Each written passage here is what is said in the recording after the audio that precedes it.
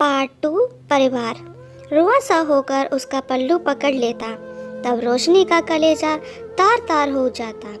बड़ी मुश्किल से वह भरी आंखों से फिर मिलने का वादा कर उससे विदा लेती। रात भर राहुल का रोता चेहरा उसके सामने घूमता रहता और वो सो नहीं पाती। कुछ महीने इसी तरह बीत गए। एक दिन रोशनी को पता चला कि वह माँ बनने वाली है। अजय की खुशी का ठिकाना न रहा। वह रोशनी का हर तरह से ख्याल रखता। कुछ और महीने बीतने पर रोशनी का दुकान पर जाना बंद हो गया और राहुल से मिलने का जरिया भी। कभी कभी माँ पिताजी राहुल को रोशनी के घर ले आते, पर रोज रोज तो यह संभव न था। उसका हृदय विकल रहता। नियत समय पर रोशनी ने एक बेटे को जन्म दिया। इस समय अजय के माता पिता उसके पास आ गए। जब नन्हा 4 महीने का हो गया तो वे लोग वापस चले गए। अब रोशनी दिन भर नन्हे की देखभाल में लगी रहती। नन्हे की देखभाल के दौरान उसे हर पल राहुल का लालन पालन याद आता और वह तड़प उठती। वह दोपहर में अक्सर नन्हे को सीने से लगाकर राहुल की याद में रोती रहती। उसके मन में राहुल के बचपन की स्मृतियां सजीव हो जाती। वह उसकी मासूमियत भरी बातें सुनने को तरस जाती। जीवन साथी मिलने और दोबारा माँ बनने के बावजूद वो अधूरी थी। अजय ऑफिस से आकर घंटों नन्हे के साथ खेलता रहता। रात में भी उठकर उसे संभालता, उसे घुमाने ले जाता। नन्हा अब 5.25 महीने का हो गया था। उसकी किलकारी से घर गूंजता रहता। नन्हे को वैक्सीन लगवाने के बाद रोशनी घर लाई तो उसे बुखार हो गया। वह सारा दिन रोता रहता और चिड़चिड़ करता रहता। उसे संभालते संभालते बहुत थक गई थी। अजय, अगर आप इजाज़त दे तो मैं कुछ दिनों के लिए माँ के यहाँ हो आऊँ। वहाँ नन्हे की देखभाल भी ठीक से हो जाएगी। उसने अजय से पूछा। हाँ रोशनी, हो आओ, तुम्हें भी थोड़ा आराम मिल जाएगा। बहुत थक गई हो तुम। मेरी चिंता मत करना, ऑफिस का कैंटीन बहुत अच्छा है, मैं वही खाना खा लिया करूँगा। अजय ने सहर्ष अनुमति दे दी। रोशनी खुशी खुशी नन्हे को लेकर माँ के घर आ गई। नन्हे को सारा दिन माँ पिताजी संभाल लेते। रोशनी पूरा समय राहुल की देखभाल में बिताती। उसे नहलाना, धुलाना, खाना खिलाना सब वह करती।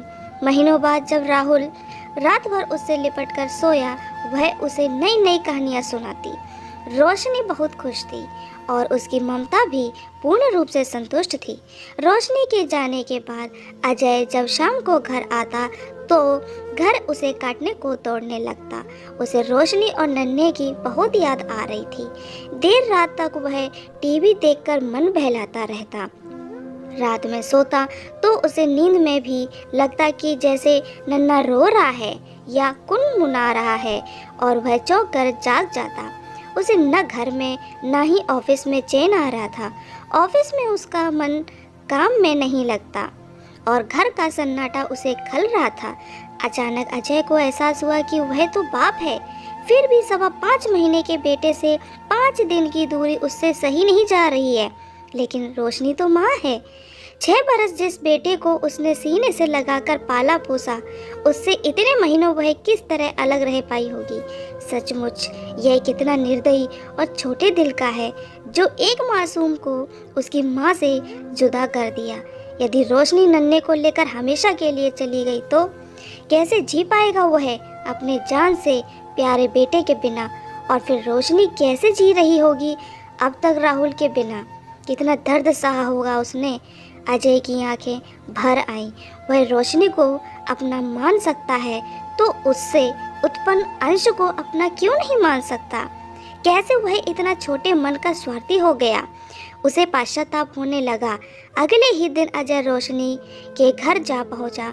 नन्हे को गोद में लिए रोशनी राहुल को मान मनोहार करके खाना खिला रही थी। उसके चेहरे पर ममत्व की एक अलग ही चमक झिलमिला रही थी। अजय ने उसे इतना प्रसन्न कभी नहीं देखा था।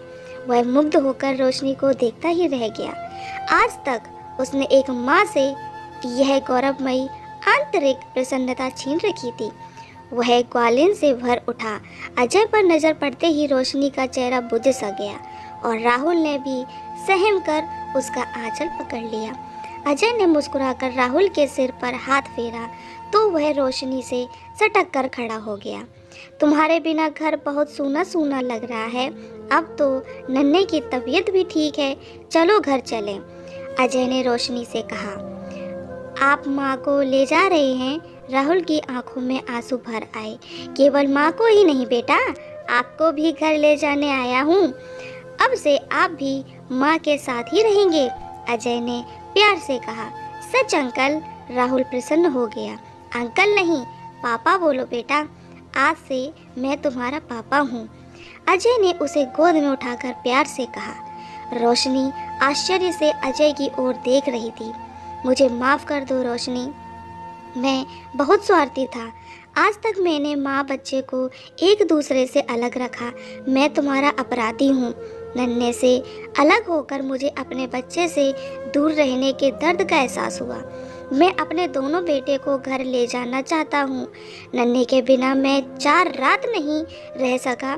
तुम राहुल के बिना साल भर कैसे रह पाई होगी?